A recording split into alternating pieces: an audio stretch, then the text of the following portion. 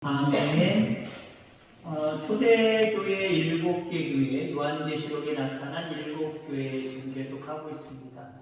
6번째입니다. 다음 주에 마감이 되어질 텐데 7교회 중에 책망이 없이 칭찬만 있는 교회가 2교회가 있습니다.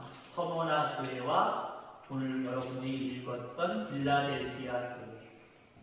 우리에게도 이미 80여 년 동안 이곳에서 우리 교회가 존재해 왔습니다만은 책망 없는 모습은 없었을 것 같고, 그래도 책망을 듣긴 들었던 것 같은데 앞으로는 늘 칭찬받는 그런 우리 교회, 우리 교우들 다 되기를 주의 이름으로 축원합니다. 우선 이 빌라델비아 지역은 제가 지금 7개 교회를 하는데 우리나라로 치면은 목포에서 시작을 해서 태안, 인천, 원주, 지금 울산 정도 와 있는 것 같아요. 우리 권사님 고향 언양 근처 울산 이 정도 와 있는 것 같고, 다음 주에 부산 마지막 교회를 하겠습니다.는 그렇게 차례로 돌아간다 생각하시면 돼요. 4대 교회 밑으로 한 45km, 40여 km 이 정도 되는 거리에 있는 지역이 빌라델비아 지역입니다. 이 지역은 고원지대입니다. 다른 데보다 지대 자체가 높은 지역이고요. 아마 태화 같은 곳인가 봐요. 포도의 원산지라고 그렇게 많은 학자들이 이야기를 합니다. 근데 계시록이 쓰여지기 한 550년 전에 이 지역을 중심으로 해서 대규모 지진이 일어났어요. 대규모 지진이 일어났어요. 우리는 경험해보지 못했지만, 그리고 여러분들 40여 년 전에 경험했지만, 저 위에서 불이 나서 역쪽까지 넘어왔으면 어떻게 될 뻔했어요. 그것으로 인해서 우리 장로님, 친구의 아버님 같은 경우 돌아가신 적도 있고, 인명피해도 있었고, 3월 말에 있었던 그 큰 산불, 대형 산불, 얼마나 많은 사람들이 우리 봤잖아요. 불이 사람에게 막 다가와요. 불꽃이 막 다가와요. 그냥 장작 피워서 조금 올라가는 멋있다, 이쁘다 이게 아니잖아요. 생사를 왔다 갔다 하는 상황 가운데 불이 와고 또 연기들이 계속해서 내리치는 그런 모습 속에 살기 위해서 바둥바둥 겨우 목숨을 건지신 분들이 있습니다. 그들은 아마 성냥불만 봐도 깜짝깜짝 놀랄 겁니다. 대지진이 일어났던 지역입니다. 세월이 흘러도 그 지역에 사는 사람들은요 늘 트라우마가 있어요. 예를 들어 지금 시대로 얘기하면 어떤 때는 저는요 헬리콥터가 막 날아가는데 몸이 건물이 울리더라고요. 헬리콥터 소리는 못 듣고 지진 아니야? 지진을 경험해 본 적 있긴 있지만 아직 미세하게 작게 있기 때문에 두려움 같은 건 없어요. 트라우마는 없어요. 근데 그래도 뉴스에서 많이 봤으니까 이거 지진 아니야? 그럴 때가 평생에 한두 번 있었던 것 같아요. 대형 지진이 일어나서 거의 초토화시켰던 지역이 바로 빌라델비아 지역입니다. 자, 이런 빌라델비아 지역의 교회, 빌라델비아 교회를 향해서 예수님이 뭐라고 말씀하십니까? 이기는 사람들은 하나님의 성전의 기둥이 될 것이다. 빌라델비아 교회 너희는 성전의 기둥이 될 것이다. 라고 말씀하고 계시다라고 하는 겁니다. 평범한 지역에서 너희들은 성전의 기둥이 될 거야 라고 한다면 나름대로 이해가 되겠지만 언제 지진이 일어나서 무너질지 모르는 그 상황 가운데 있는데 그 교인들에게 너는 성전의 기둥이 될 거야. 그들은 알잖아요. 어떤 든든한 기둥이 있을지라도, 건물이 있을지라도 지진하면 무너져 내리는 걸 직접 경험했거나 아니면 역사적으로 그 지역에 있는 사람들이 경험을 해서 구두로 지금까지 500여 년이 지났지만 지금 이 시대 속에 전달이 됐을 거란 말이에요. 근데 우리를 기둥이 되게 하시는 게 그 언제 무너지려나? 그것도 역시 무너질 거야. 아마 이런 생각을 가지고 있을 겁니다. 근데 성전의 기둥이 됩니다. 성전의 기둥. 하나님이 늘 함께 하심으로 말미암아 요동하지 않냐고 흔들리지 않냐고 끝까지 견뎌내는 기둥이 되게 하신다라고 하는 거예요. 여러분들 모두가 성전의 기둥인 줄 믿습니다. 근데 어떤 기둥은요, 진짜 세상의 다른 건물의 기둥처럼 세상의 환난과 핍박 속에 우르르 무너져 내리는 기둥이 있어요. 여러분들 온전한 성전의 기둥이 되셔서 어떤 상황이 몰아닥친다고 할지라도 살아남는 기둥 되기를 주의 이름으로 축원합니다. 믿음을 지키고 온전하게 하나님 앞에 영광 올려드리는 그런 기둥들 다 되어지기를 주의 이름으로 축원합니다. 성전의 기둥이 뭘 얘기하는 겁니까? 살아계신 하나님이 자기 집으로 삼으신 곳을 얘기하는 거예요. 여기는 내 성전이야. 이 성전도 마찬가지고, 근데 이 성전은 눈에 보이는 어떤 성전입니까? 육체적인 성전이잖아요. 어떤 사람은 그렇게 얘기할 거예요. 야, 교회도 불탔다며. 어떻게 하나님 믿는 너희 하나님을 지키지도 않고 불나게 하냐? 인생에 보이는 건물들, 보이는 몸은 그럴 수밖에 없어요. 근데 여러분들, 우리 하나님 안에서 성전의 기둥인데 하나님을 믿는 믿음 안에서의 믿음의 사람들이라고 하는 의미가 있습니다. 믿음의 사람들은 결국 마지막에 쓰러지지 않아요. 끝나지 않아요. 하나님 앞에 들림 받습니다. 영원한 생명의 나라에 들어갑니다. 그걸 얘기하는 거예요.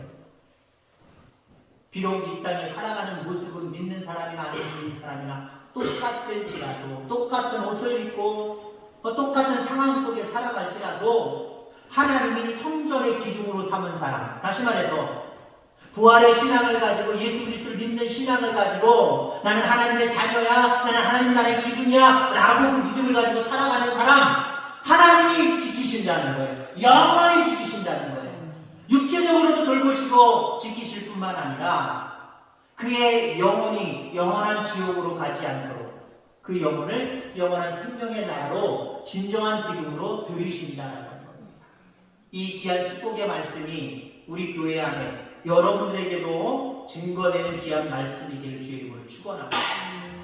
7절, 8절을 여러분 읽어보시면 다윗의 열쇠를 가지신 이 곧 열면 닫을 사람이었고 닫으면 열 사람이 없는 그가 이르시되 내 앞에 열린 문을 뒀다. 작은 능력을 가지고서 내 말을 지키며 내 이름을 배반하지 아니하였도다 라고 말하고 있습니다. 우선 예수님이 자기가 어떤 예수님인지를 우리에게 말씀해 주고 있지요. 다윗의 열쇠를 가졌다. 성전의 열쇠를 가졌다는 겁니다. 열고 닫는 모든 것들을 그 주인이 하신다는 거예요. 여러분 그렇습니다. 여러분들 인생 앞에 무엇인지 열려고 노력하시잖아요. 열려있기를 바라잖아요. 자녀들의 학업의 문이 활짝 열리기를 바라고, 출세의 문이 활짝 열리기를 바라고, 재물의 문이 활짝 열리기를 바라고. 근데 이거 누가 열고 닫으신다고요? 내가 라고 착각하지 마시기 바랍니다. 안 믿는 사람은 당연하고요. 믿는 우리들도요. 어떤 때는 내가 어떻게 잘해야 이게 열리고 어떻게 잘 못하면 안 열리고 이런 생각들을 가지고 살아갈 때가 있어요. 그러나 여시는 분은 하나님이다. 받으시는 분도 하나님이다. 이 생각을 가지면요. 어떤 상황 속에서도 내가가 먼저 발동되지 아니하고 주님께 맡겨야지. 하나님께 맡겨야지. 맡김이 먼저 나와요. 이게 중요한 거예요. 맡기고 나는 시작이 아니라 내가 먼저 무엇을 하기보다는 먼저 맡김 속에 그 다음에 내가 다른 세상 사람들과처럼 똑같이나 더 열심으로 우리가 감당해야 될 일을 감당해야 됩니다. 먼저가 다른 거예요. 먼저가. 근데 믿는 우리들도 어때요? 내가 한번 열어봐야지. 내가 모든 걸 다 하려고 해요. 문제가 발생하면 그때서 하나님 좀 도와주세요.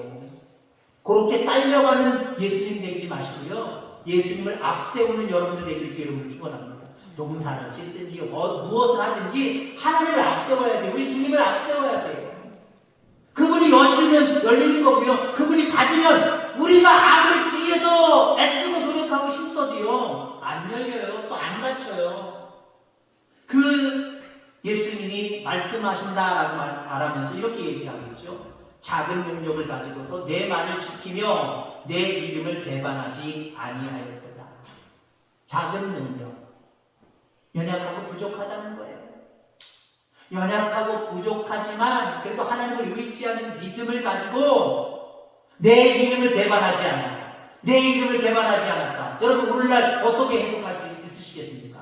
주의 이름으로 기도하는 걸 얘기하는 거예요. 주의 이름이 날마다 이 입술에서 계속해서 나오기를 주의 이름으로 축원합니다. 일주일에 한 번 나오는 게 아니라 한 달에 한 번 나오는 게 아니라 교회를 오든지 아니 오든지 여러분의 삶의 처소에서 주님이 가장 먼저 여러분의 앞세우는 분이 되어야 됩니다. 그 앞세우는 첫 번째 증거가 뭐예요? 내 입술로 자꾸 주님을 얘기하는 거예요. 주님 오늘도 하루 시작했네요. 주님 조금 있으면 나 나가서 일합니다. 주님께서 함께 해주세요. 일기뿐만 아니라 모든 상황을 하나님이 이끌어주세요. 주의 이름을 자꾸 배반하지 않는 게 주님의 이름을 의지하며 부르며 그 주님의 이름으로 기도하며 살아가는 거예요. 이럴 때 열릴 것이 열리고 이럴 때 닫힐 것이 닫히는 귀한 은혜가 저와 여러분들 가운데 있게 되기를 주의 이름으로 축원합니다. 빌라델비아 교회가 칭찬만 들었다 하니까 어떤 분들은 그럴 수 있을 거예요. 큰 시련이 없었나 보지. 큰 문제와 어려움이 없었나 보지. 그러니까 그렇겠지. 근데 오히려 칭찬 듣는 사람, 칭찬 듣는 교회일수록 핍박이 많았다는 거예요. 참으로 어려운 일들이 참 많았다라고 하는 겁니다. 빌라델비아 교회도 마찬가지입니다. 모종의 박해가 있었을 겁니다. 그러함에도 불구하고 말씀이 늘 그들의 심령 가운데 심겨지고 그분의 이름을 부인하지 않는 신앙을 가지고 살아갈 때 그 모든 방해 요소들, 그 모든 박해의 요소들을 극복해낸 줄 기억하게 되기를 주의 이름으로 축원합니다. 9절 10절 말씀에 보면 보라 사탄의 해당 곧 자칭 유대인이라 하나 그렇지 아니하고 거짓말하는 자들 중에서 며칠 내게 주어 그들로 와서 내 발 앞에 절하게 하고 라고 말하고 있습니다. 사탄의 해당 곧 자칭 유대인이라 하나 빌라델비아 교회의 어떤 박해의 요소는 그 지역 안에 그 교회 안에 사탄이 있었다는 거예요. 사탄의 해당으로 만들려고 하는 자들이 있었다는 거예요.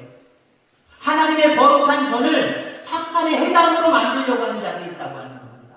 그게 누구냐? 유대인들이다라고 이야기합니다. 오늘날로 얘기하는 게 교회 안에 유대인적인 사고방식, 유대인적인 신앙을 가지고 있는 분들이 있을 수 있다라고 하는 거죠. 이 말이 무슨 말이냐? 유대인 공동체를 얘기하는데 유대인 공동체는 지난번에도 말씀드린 것처럼 유대주의를 가지고 있습니다. 자기들만 선택받은 사람들. 자기들을 제외한 특히 이방 나라 사람들은 그냥 개예요. 개 취급합니다. 인간 취급을 하지 않아요. 더군다나 구원받을 수 없다는 거예요. 자기들만 구원받는다라고 이야기합니다. 그래서 오늘 오전에 말씀드릴 때 창세기, 출애굽기, 레위기, 민수기, 신명기 이게 율법서거든요. 다른 말로 얘기하면 모세 오경이라고 얘기합니다. 이것만 거의 전경으로 받아들여요. 그리고 이 말씀을 달달달달 외우듯이 하면서 그 말씀을 따르고 의지하려고 하는 모습을 가지고 살아갑니다. 물론 겉으로 보일 때는 믿음이 있어 보이죠. 뭔가 율법으로 가득 차 있으니까요. 그리고 그 율법을 지키려고 하는 그 모습들이 귀하긴 귀하니까. 자, 그런데 지난번 말씀드렸죠. 결정적인 유대주의자들의 잘못된 신앙. 왜 그들의 신앙이 잘못될 수밖에 없느냐? 무엇을 안 믿어서? 무엇을 안 믿어서? 예수님 메시아를 인정 안 해서 믿지 않았어요. 그들에게 이미 약속대로 메시아가 왔거든요. 안 믿어요. 십자가 진 그 중한 형벌을 받는 예수님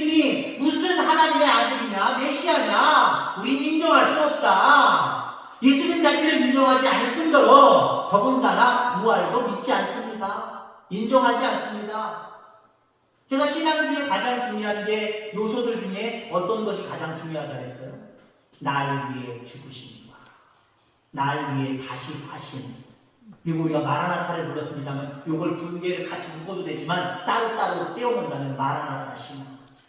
그 주님이 살아계신데 살아계신 걸로 끝나면 안 돼요. 2000년 전에 살아나셨지. 그래 나 살아계심을 믿어. 이 정도가 아니라 지금도 우리와 함께 하시며 다시 오실 마라나타. 이게 진정한 신앙의 3요소입니다. 근데 유대인들은 이거 절대 없어요. 절대 없고 특히 모세 오경만 가지고 그것만 가지고 신앙을 보내요. 그것만 가지고 이야기해요. 자, 이런 사람들은 빌라델비아 지역과 교회 안에 다수가 있었다는 거예요. 그러면 빌라델비아 교회, 그런 사탄의 횡단과 같은 그 지역의 교회를 만들고 그 교회 속에서 신앙생활하고 있는 빌라델비아 교인들 한 20-30명밖에 안 됐을 것 같아요. 상대적으로 숫자적으로 밀립니다. 그 힘에 물릴 수밖에 없습니다. 자, 그런데 그들에게는 이러한 신앙이 있었지요. 이스라엘의 하나님께서 예수님을 죽은 자로부터 일으키셨다라고 하는 신앙이 있었습니다. 다시 말해서 예수님 부활하셨다. 부활하신 예수님이 우리와 함께 하신다. 이 신앙을 가지고 있었습니다. 다수의 유대주의자들, 한마디로 오늘 부활절이니까 예수님의 부활을 인정하지 않는 많은 무리들, 아무리 모세의 율법을 가지고 구약의 성경을 가지고 아무리 실천하며 열심히 살아가는 무리들, 이 무리들이 있고요. 작은 무리들이지만 예수님 부활하십니다. 우리와 함께 하신다. 이 신앙을 가진 빌라델비아 교회, 하나님 누굴 더 사랑하실까요? 누굴 더 인정하실까요? 여러분들 말씀 속에 분명하게 그 말씀이 있습니다. 앞서서 읽어드렸던 말씀 중에 9절 10절 말씀 중에 10절 말씀 쪽으로 가면은 9절 마지막 부분이네요. 내 발 앞에 절하게 하고 내가 너를 사랑하는 줄을 알게 하리라. 누구 앞에? 그 사탄의 해당이라고 하는 유대인들 앞에 그들이 너희들 발 앞에 엎드리게 하고 내가 부활신앙을 가지고 있는 빌라델비아 교인들을 사랑하는 것을 이들로 하여금 알게 하겠다. 여러분들, 우리가 신앙생활 정말 온전하게 잘하면요,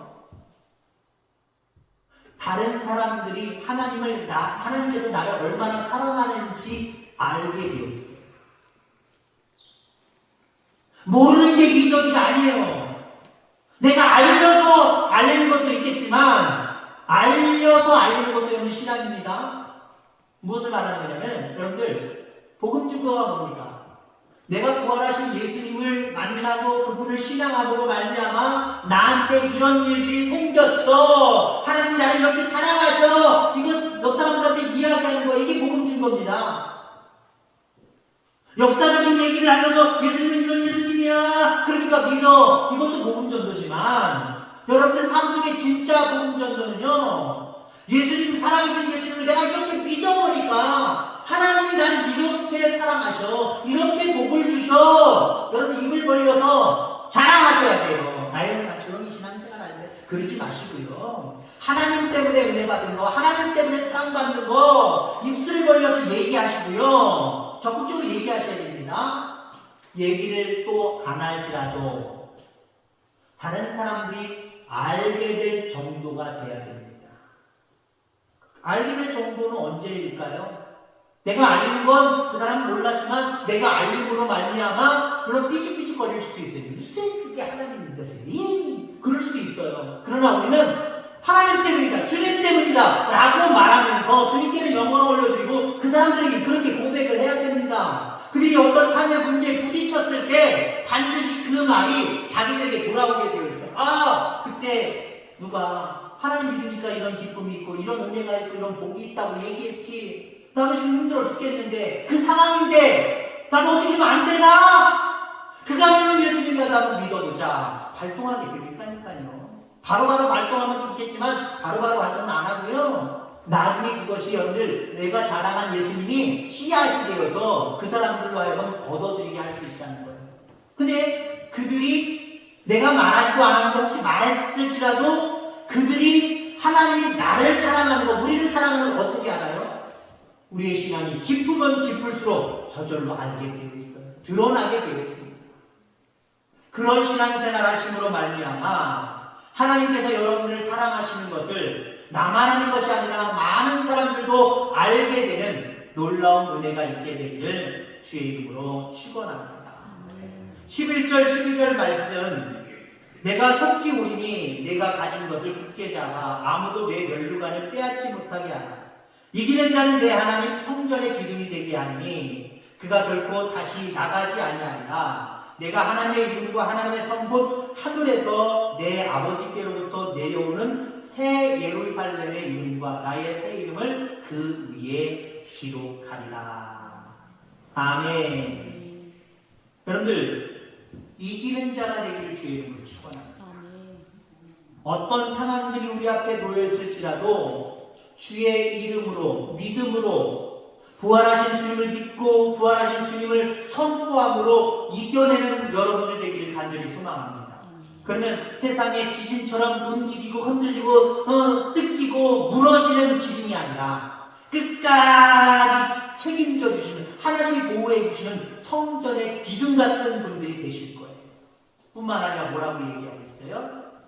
새 예루살렘의 이름과 나의 새 이름을 그 위에 기록하리라. 물론 내 이름을 기록한다라고 하는 의미도 있습니다만은 그 문장 그대로 얘기하면 우리의 예를 들어서 이마에, 때로는 우리의 삶의 자리에 이 집은 내 사랑하는 아들, 내 사랑하는 딸의 집 새겨주겠다는 거예요. 너는 하나님의 사람, 나의 사람 이름을 새겨주겠다는 거예요. 그리고 끝까지 보호하시겠다는 거죠. 끝까지 보호하겠다는 거예요. 그럼 하나님의, 죄송한 표현이지만 하나님의 것이 되기를 주의 이름으로 축원합니다. 난 하나님의 것 되기 싫어요. 이거 하나님의 것 되라고 맡기기도 싫어요. 이거 내 거예요. 그렇게 살아가지 마시고요. 이것도 하나님의 것, 나도 하나님의 것, 내 집도 하나님의 것, 내 자녀도 하나님의 것, 내 모든 문장도 하나님의 것. 그러면 하나님께서 그 위에 이름을 새겨주시겠대요. 이건 내 것. 그러면 하나님이 하나님의 것이니까 지키시고 보호하시는 거지, 하나님의 것이 아니면 절대로 그냥 내버려 두세요. 근데 우리가 스스로 하나님의 것이라고 맡겨드려야 돼요. 하나님의 것이라 맡겨드리지 않으면 하나님 내 것으로 인정 안 하세요. 맡기지도 않는데, 나를 의지하지도 않는데, 그건 내 것 아니야. 네가 또 알아, 네가 알아서 한번 해봐. 그렇게 될 수밖에 없어요. 주님 부활하셨습니다. 지금도 역사하고 계시며 우리를 성전 기둥이라고 인쳐주셨습니다. 참으로 성전 기둥 밖에 흔들리지 않고 요동하지 아니하고 주의 이름을 배반하지 아니하고 모든 것을 주께 맡기고 주님을 의지하며 온전하게 살아가는 저와 여러분들 다 되시기를 주의 이름으로 축원합니다. 하나님 아버지 감사합니다.